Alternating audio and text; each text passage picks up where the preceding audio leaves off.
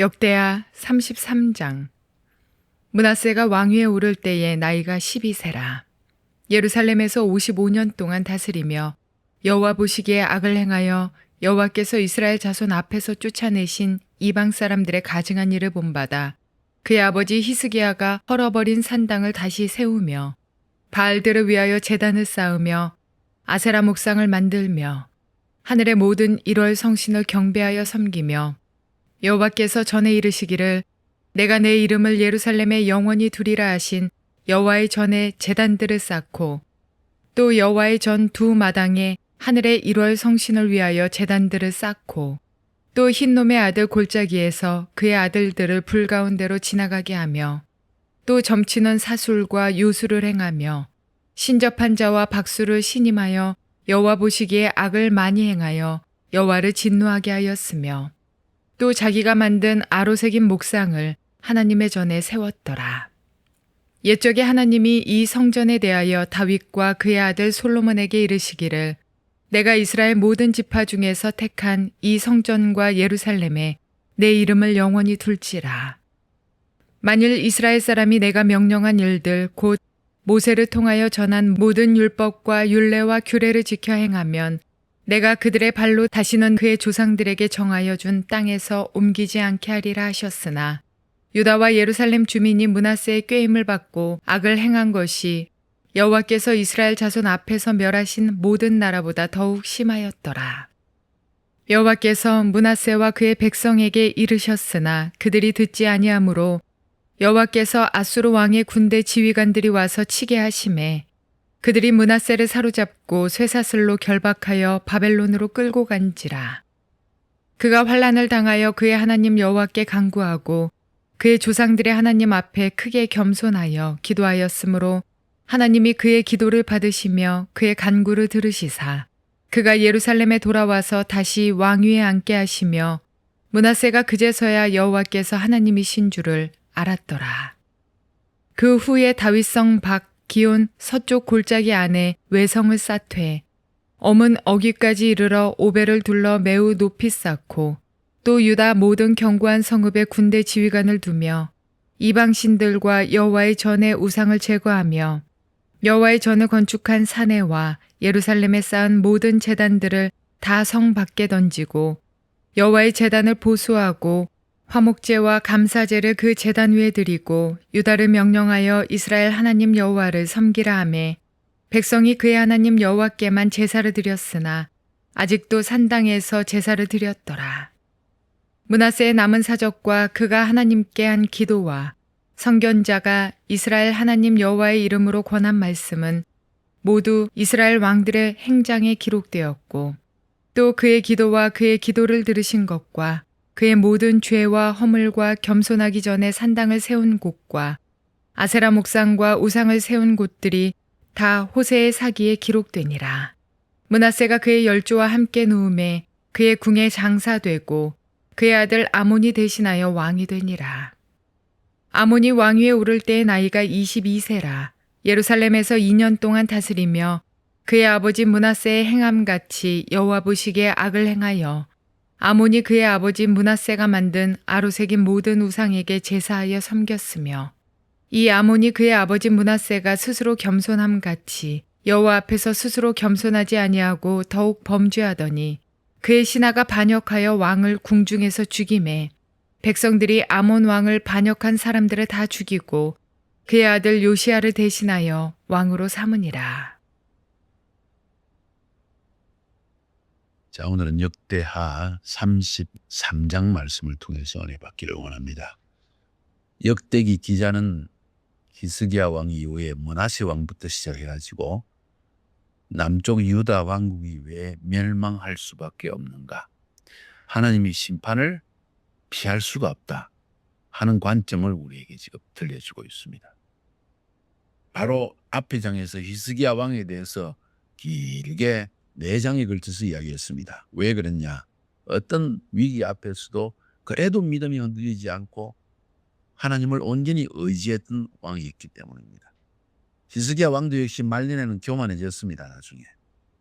그래도 하나님이 병으로 치시니까 또 겸손하게 낮아져가지고 주님 앞에 기도해서 생명을 15년 동안 연장도 받았습니다. 많은 약점이 있습니다.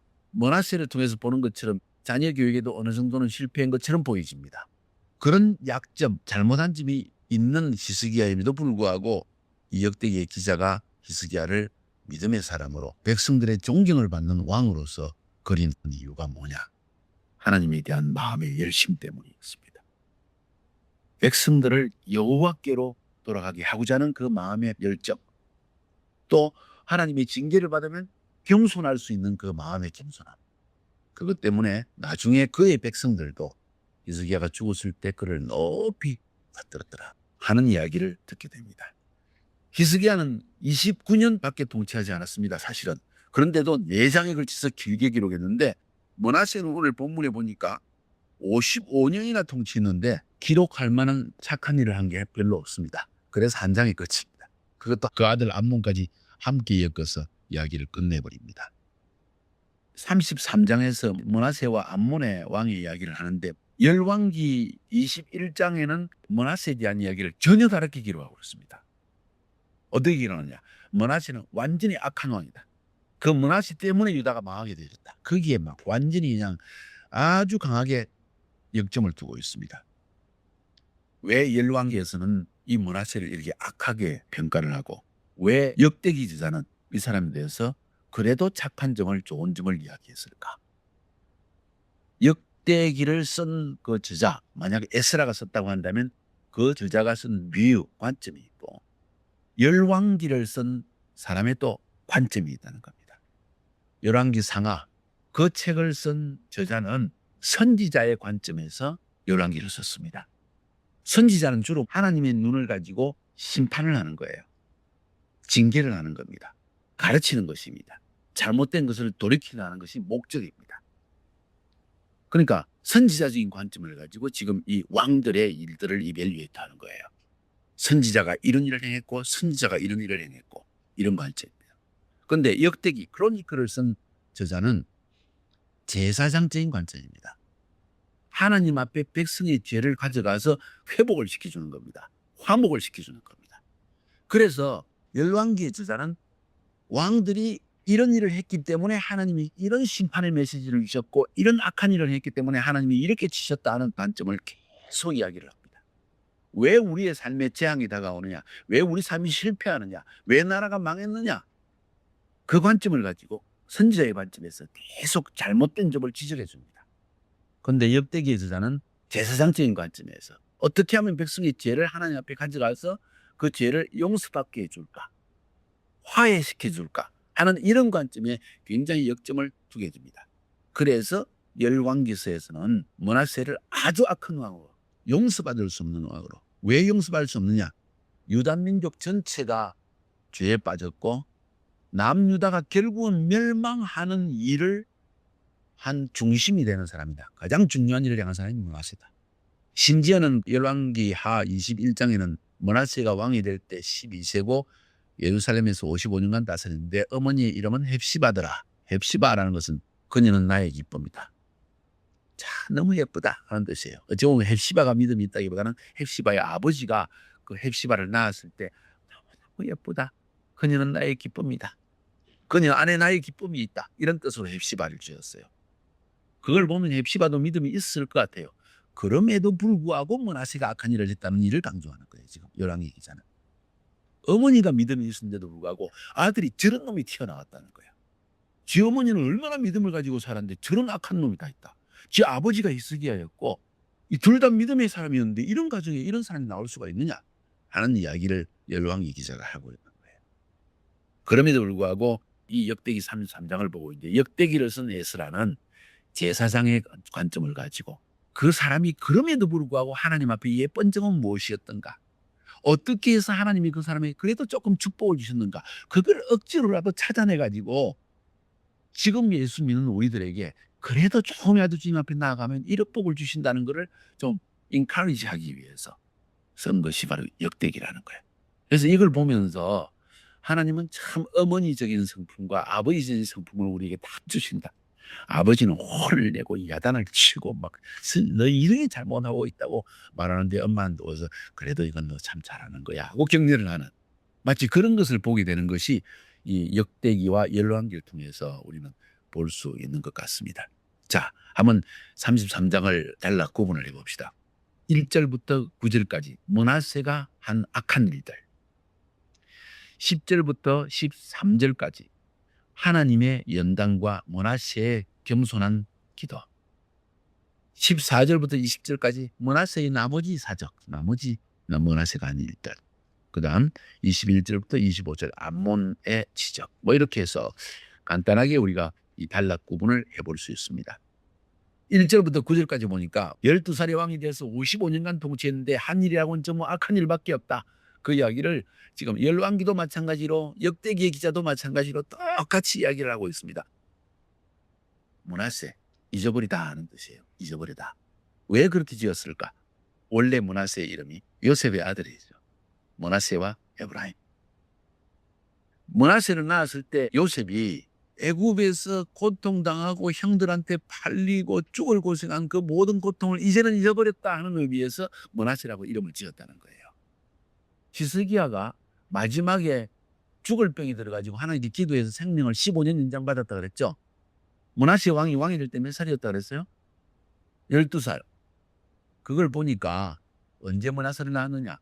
히스기야가 죽을 병에 걸려가지고 고통을 최소한 3년 이상 막 죽을 병에 걸려가지고 고통을 당하다가 하나님이 그 고통을 잊어버리게 해주신 거예요. 그때 므낫세가 태어났어. 그래서 하나님 감사합니다. 내 이 질병의 고통을 잊어버리게 해주셨습니다 하는 의미에서 므낫세라고 이름을 지었다는 거예요. 그러니까 히스기야는 참 신앙적인 의미에서 므낫세라는 이름을 지었다는 걸 볼 수 있습니다. 그런데 이 므낫세가 이런 악한 일을 행하였다고 역대기 기자는 지금 말하고 있는 겁니다. 보니까 바알과 세라를 숭배했고 일월 성신을 숭배하고 사술, 요술, 인신제사, 자기 아들을 불 위에 태워서 악한 신들에게 제사를 지내고 아버지 히스기야가 했던 그 종교개혁을 완전히 뒤집어 엎는 악한 일. 그러면서 이 역대기 기자가 하는 중요한 이야기는 7절, 8절, 9절입니다. 옛적에 하나님이 이 성전에 대하여 다윗과 그의 아들 솔로몬에게 이르시기를 내가 이스라엘 모든 지파 중에서 택한 이 성전과 예루살렘에 내 이름을 영원히 두리라. 다시 말해서 하나님이 다윗에게 다윗 언약을 주셨다는 겁니다. 지금 그걸 이야기하고 있어요. 그러면서 또 8절에 만일 이스라엘 사람이 내가 명령한 일 곧 모세를 통하여 정한 모든 율법과 율례와 규례를 지켜 행하면 내가 그들의 발로 다시는 그의 조상들에게 정하여 준 땅에서 옮기지 않게 하리라 하셨으나 모세에게 주신 언약도 이야기를 하는 거예요. 지금 이 역대기 기자가 뭘 말하는 거니? 므낫세가 이런 악을 범했기 때문에 다윗 언약도 모세 언약도 다 깨뜨려 버렸다. 하나님의 약속을 지가 마음대로 부숴버렸다. 이건 자기의 행위예요. 악한 길을 선택했다는 겁니다. 아주 좋은 아버지, 아주 좋은 어머니 밑에서 악한 일을 선택했다는 거예요. 그래서 이 역대기 기자가 1절부터 9절, 특별히 7절, 8절, 9절을 이야기할 때 뭘 말하고자 하는가? 남유다가 멸망할 수밖에 없는 이유가 여기 있다. 더 이상 하나님은 모세의 언약을, 다윗의 언약을 기억하지 못할 정도로 이렇게 악한 일을 해내버렸다. 더 하나님이 용서할 수 없을 정도까지 나가버렸다. 지금 그 이야기를 하고 있는 겁니다. 거기다가 므낫세만 그런 게 아니라 므낫세와 함께 유다와 이스라엘 사람들도 함께 됐다는 거. 9절에 유다와 이스라엘 주민이 므낫세의 꾀임을 받고 악을 행한 것이 여호와께서 이스라엘 자손 앞에서 멸하신 모든 나라보다 더욱 심하였더라. 이방 나라보다도 더 악하게 여호와를 떠났다는 겁니다. 므낫세 때문에 유다 백성들도 함께 죄를 지었고 이방신을 숭배했고 그것 때문에 결국은 남쪽 유다가 완전히 망하게 되었다. 왜? 하나님이 더 이상 다윗의 언약과 모세의 언약을 기억하기 싫을 정도로 죄를 지었기 때문이다. 우리가 죄를 지어도 하나님을 떠나도 어느 정도 해야지 한계를 넘어서면 안 됩니다. 므낫세는 그 리미트를 넘어서 버렸다는 겁니다.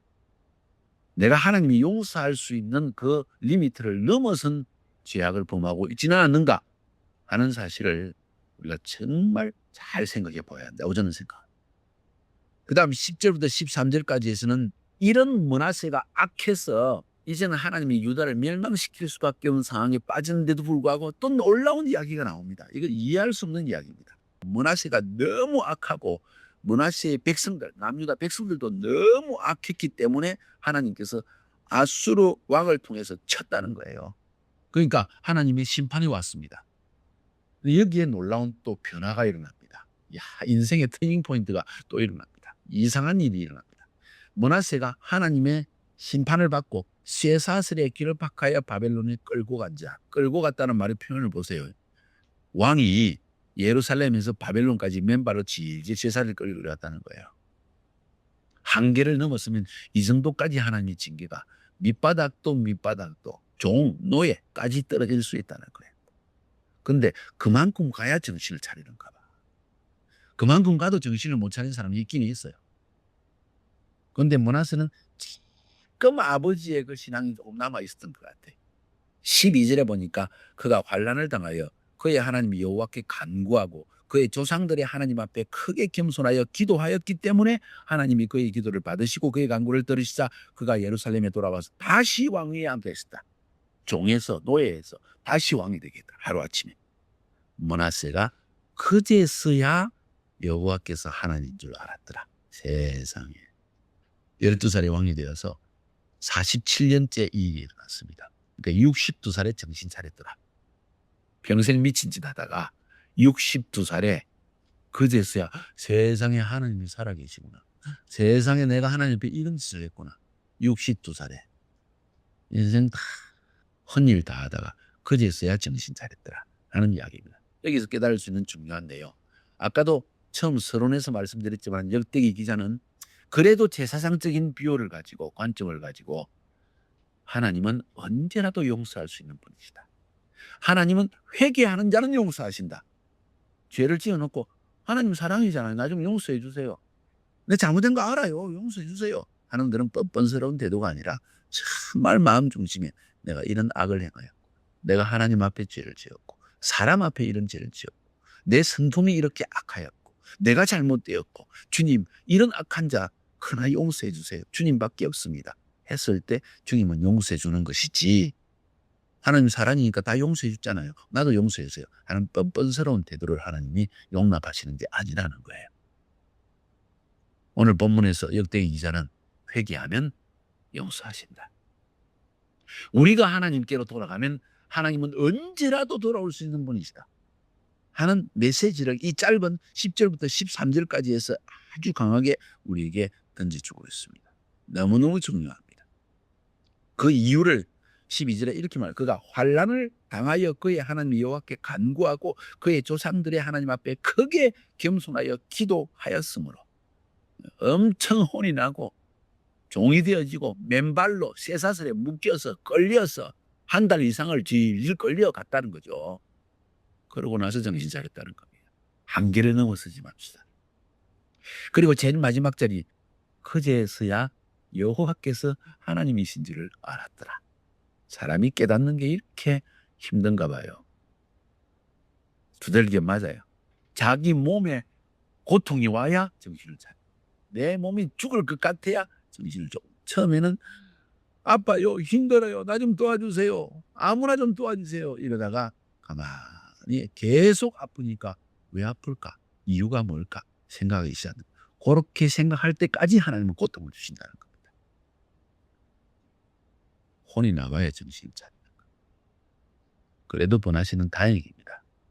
인생의 말년에 55년 통치 가운데 47년째 이 일이 일어났어요. 그 나머지 7, 8년은 정신 차리고 살았어요. 오늘 그걸 기록합니다. 14절부터 보니까 정신 차리고 돌아왔어야 이제는 제대로 정치하는 거예요. 아수르의 공격을 다시 막기 위해서 성도 쌓고 지휘관도 새로 세우고 우상을 없애버리고 예루살렘에 쌓은 모든 이방 제단들을 다 성 밖에 던져서 부숴버리고 여호와의 제단을 보수하고 하나님께 제사를 드리고 여호와 하나님만을 섬기라고 유다에게 명령을 하고 마지막 정신 차린 이야기. 역대기는 그래서 계속 강조합니다. 회개하면 하나님이 돌이켜 주시고 돌이키실 때 사람은 하나님 앞에 이런 일을 할 수 있더라. 므낫세와 같은 악한 왕도 하나님 앞에 징계받았을 때 이러한 일들을 행할 수가 있다는 것을 말해주고 있습니다. 마지막 21절부터 25절까지에서는 므낫세의 아들 아몬이 왕이 되었을 때 22세 정신 차릴 만한 나이에 왕이 되었는데 2년 동안 다스릴 때 므낫세처럼 악한 일을 계속 행했다는 겁니다. 어찌 보면 그의 생에 살아가면서 아버지 므낫세가 행한 악한 일을 눈으로 보았기 때문에 눈으로 본 것을 자도 답습했지 않은가 하는 생각을 가지게 되었습니다. 근데도 암몬과 므낫세의 차이점은 므낫세는 지독하게 악한 왕이었는데도 회개했을 때 하나님이 돌이켜 주셨는데 암몬은 회개를 하지 못했다는 겁니다. 그리고 중요한 것은 하나님이 진노가 하나님의 화가 너무 심했기 때문에 오래 참지를 못하고 암몬이 2년 동안 계속 악한 일을 행하니까 하나님이 쳐버렸다는 겁니다. 그리고는 바벨론에 나중에는 포로로 잡혀가고 합니다. 암몬 왕은 백성들에게 죽임을 당합니다. 그래도 므낫세 왕이 마지막 7년 동안 여호와께로 백성들을 돌렸기 때문에 백성들의 마음속에 여호와를 믿는 사람들이 왕 주위에 이제는 섰습니다. 그런데 암몬이 왕이 돼가지고 또 악한 일을 행하니까 그 신하들이 더 이상 보지 못하고 암몬을 죽여버렸어요. 하나님의 심판이라는 겁니다. 33장 전체에서 배울 수 있는 큰 메시지. 역대기 기자는 우리에게 이야기합니다. 아무리 악한 일을 행한 왕도 회개하면 하나님이 다시 회복시켜 주신다. 암몬과 같이 회개하지 않으면 하나님이 백성들의 칼에 죽기까지 비참한 최후를 맞이하게 하신다. 그러나 역대기 기자의 가장 중심 메시지는 제사장의 눈입니다. 살리는 역할. 회개하면 살아날 수 있다. 참 중요한 메시지라고 생각합니다. 또 다른 측면은 아무리 그 아버지 이스기야가 그 어머니 헵시바가 신앙의 사람이라 할지라도 각 사람은 자기의 신앙의 결정에 따라서 하나님의 심판을 받을 수도 있고 하나님의 축복과 회복을 경험할 수도 있다. 우리 인생에 나 자신의 결정이 얼마나 중요한가. 또 한 가지 이야기한다면 이 역대기 전체에서 흐르고 있는 주제이지만 한 명의 왕의 지도자의 잘못이 가정을 망칠 수도 있고 한민족 전체를 멸망시킬 수 있다는 것. 정말 이 세대에 민족을 위해서라도 가정을 위해서라도 죄를 회개하고 하나님 앞에 바른 길을 걸은 영적 지도자를 준비시킬 때가 왔다 하는 것을 우리가 알게 되어집니다. 우리의 신앙이 얻어맞고 회개하는 신앙이 아니라 매일매일 주님 앞에서 여호와의 말씀을 듣고 겸손하게 자기를 낮추어서 주의 음성을 들으며 살아가는 그런 크리스찬이 될 수 있기를 주의 이름으로 축복합니다.